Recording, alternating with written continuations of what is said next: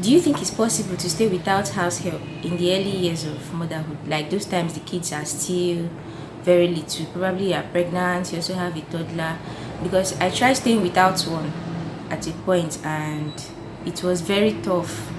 But even at that, now that I have a help, I don't know the one that I prefer. Because honestly, the headache is too much. Just the other day, I decided to share on Instagram my experiences with the girl I'm currently living with.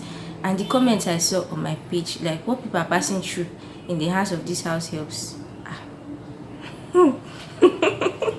It's not funny at all.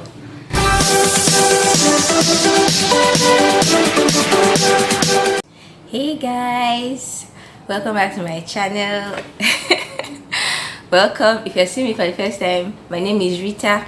Welcome to my channel. This is my YouTube corner where I talk about my life as a young mom. So basically young motherhood life. So welcome. Please subscribe at the end of this video, like, drop comments. I really like to meet you.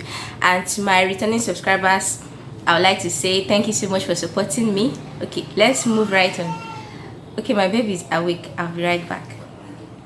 So as I was saying, I decided to share my experience with you guys because honestly it's not easy. I don't even know the one that is preferable anymore, like whether you have a help or you don't have a help. I've had a lot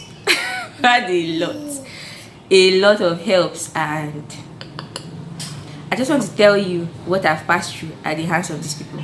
Okay, let's move right on. I think the first one I want to talk about was a nanny we employed after I had my second child. The nurse at the hospital helped us to get the woman.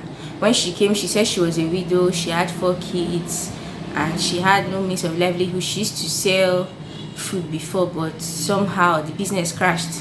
So we were very willing to accept her to work for us and everything. So when I was discharged from the hospital, we gave her a date to resume, and she resumed. Now the thing is that I noticed she preferred to work more with my mom than me. Like she preferred to take instructions. My mom was there now for the omugo. Okay, my place, baby care, mother and baby care, the immediate period they put to bed is called omugo. So my mom was still around for the omugo. So she mostly listened to my mom and all that. Me, I was just like, you know, an appendage in the grand scheme of things. But I didn't really care. What now? How did our problem start? I think one day she saw my husband going to work. So she told my husband that she needs some bed sheets, that she saw some bed sheets in the last room that nobody's using. So my husband now told her to go and tell my wife, like anything, you go and tell my wife and stuff. Then she told my husband, you know, this your wife likes to keep her face somehow.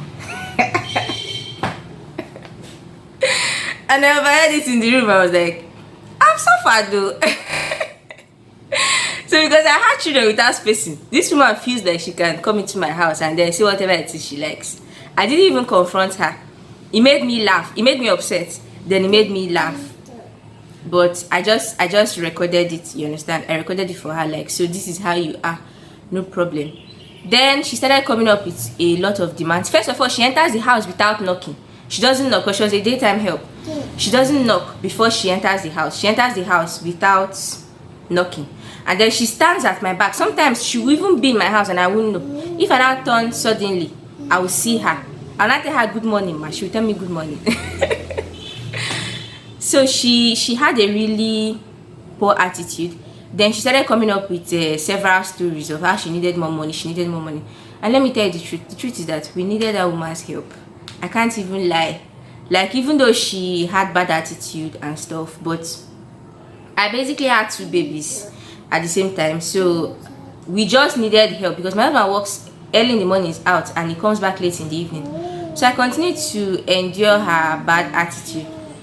At some point, when my mom eventually concluded her stay and left, so my husband and I now decided that we need an extra hand, just in case, like we need a backup in case the madam, that is the nanny, in case she disappoints us any day, that we need a backup and stuff.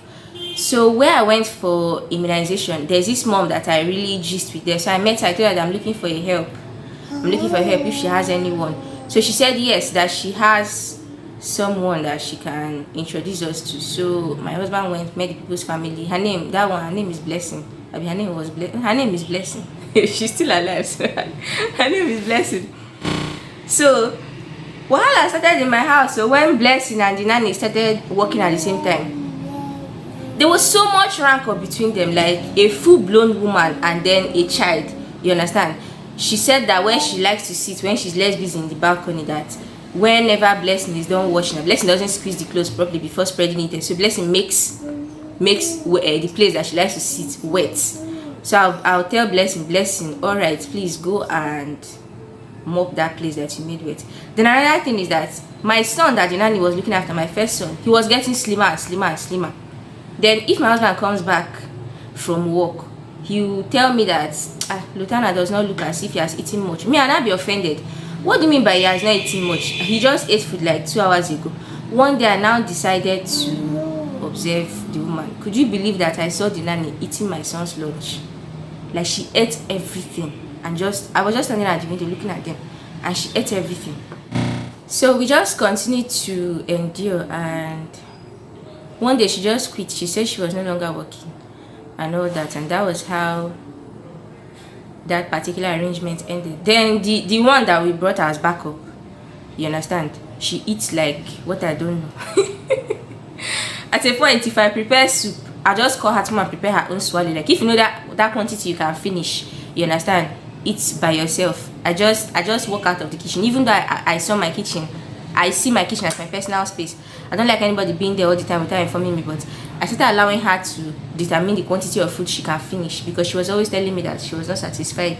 Yet it was not okay for Blessing, because one time I saw her sucking my boy's bottle, like the tea I made for my son and put in his bottle. I saw Blessing sucking the tea from the bottle. So I don't know what to say. And this is just a summary of the stories. Do you think that it's possible to do without help? Is it possible for a mom, like when you're still actively in this whole pregnancy and childbearing stage, is it possible to do without house help? And if you've been doing without house help, how have you been coping? Please let me know in the comments. Thank you so much for tuning in. Also, okay, thank you so much for watching. Thank you.